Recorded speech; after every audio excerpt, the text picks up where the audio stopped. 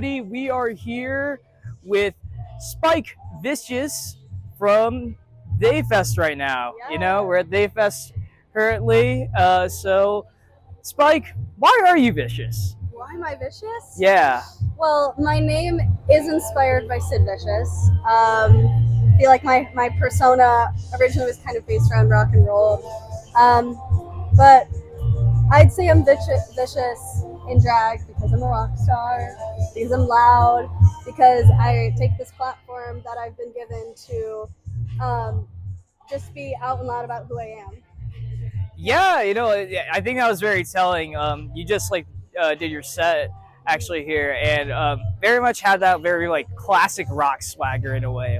Thank you. You know, it seems like you were looking into the at least the Mick Jagger moves and a lot of that, those types of dances from that era. Yeah. Thank you. Yeah. What was maybe the inspiration to start Spike Vicious? Ooh.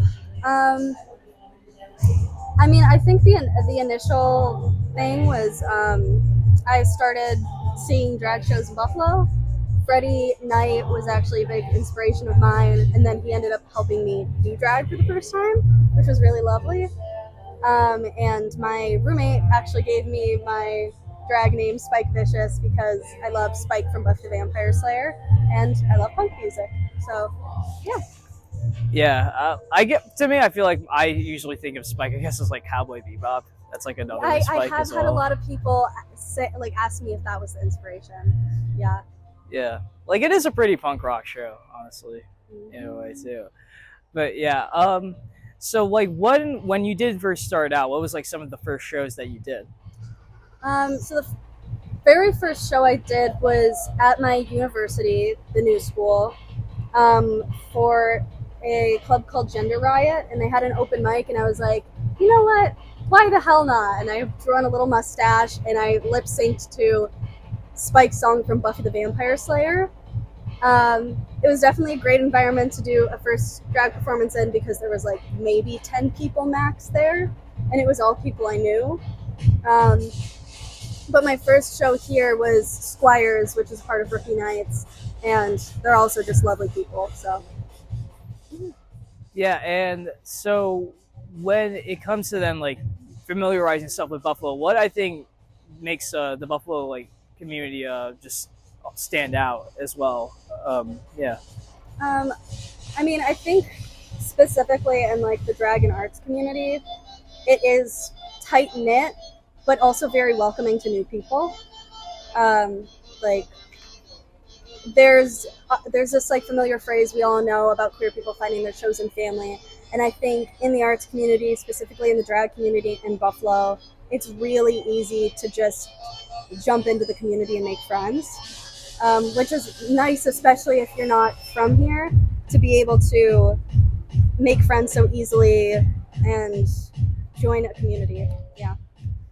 Yeah, and in particular, when it came to Theyfest, how did you first hear about that? Oh, well, Jer actually reached out to me. They walked in, I don't know if they still work for Gliss, but they have worked for Gliss in the past and helped organize Gliss's Pride event this past June. And they walked into the dressing room and came up to me and was like, hey, Spike, would you want to perform at Theyfest?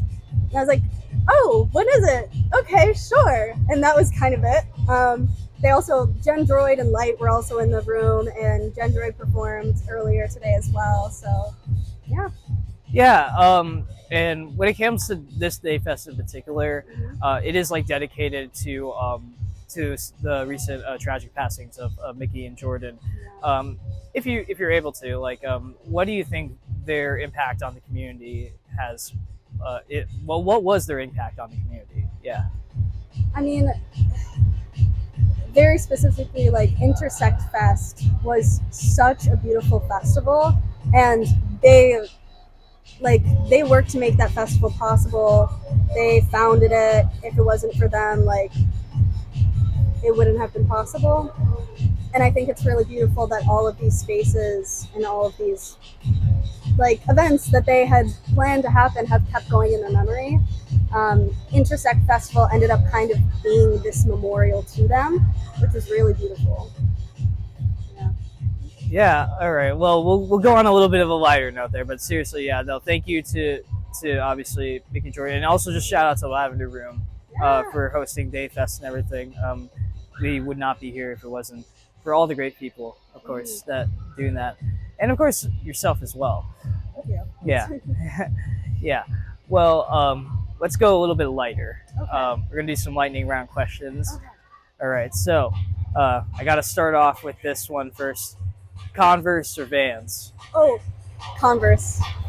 Yeah. Jesus Christ. I'm sorry. I'm like, look, I'm a Vans person, all right, but like everybody today, they've been saying Converse first, and that's fine. I like a high top. Okay. Yeah. Okay. Yeah. No, that's fine. Hey, you know, like, what? I don't know. It'll be interesting to see if somebody actually wanted to do a third option, and they picked Crocs. Oh. Yeah. I think I would still pick Converse. Okay. Yeah. Yeah. Coffee or tea? Coffee. If you asked me like 2 years ago, I would say tea, but I fear the college sleep deprivation has made me drink coffee more. So, yeah. That's fair. Yeah. I think I've currently been on the tea grind, but I think it's fine to go with coffee too. Yeah. And stage dive or crowd surfing? Oh. I'd say stage dive. Yeah. It's just like when you're doing crowd surfing, you got to get lifted up there, and if you're stage diving, all you have to do is dive. So, yeah. Yeah, and just for the final question, what would be one advice that maybe you wish you got when you were first getting into drag that you would want to give to other people? Oh, there is no blueprint for doing drag. It is exactly what you make of it. Like every person that I know that does drag has a different persona, a different experience doing it. You can kind of make it up as you go along, which is one of the things I love about it. Yeah, and then I guess with to that, I think there's also sadly just been, unfortunately, I think a lot of attacks, whether it be on the queer community, even on just musicians and artists as well. And drag as an art form, I feel like sadly is, you know, unfortunately in sort of the forefront for that. So I think there's some folks that might be scared, honestly, and might be starting to do that now.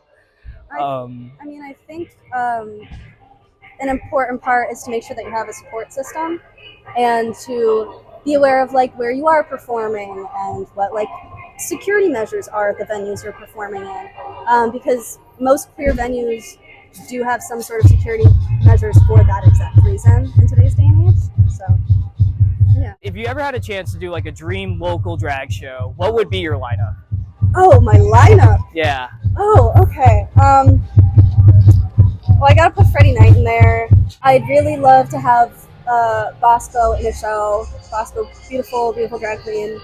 I think they're amazing. Also Utica.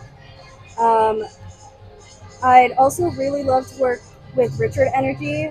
They're a drag king who currently lives in England, so it would be interesting to try and get them here. But dream scenario, I'd love to work with them. Also Mixology from New York City and Anania.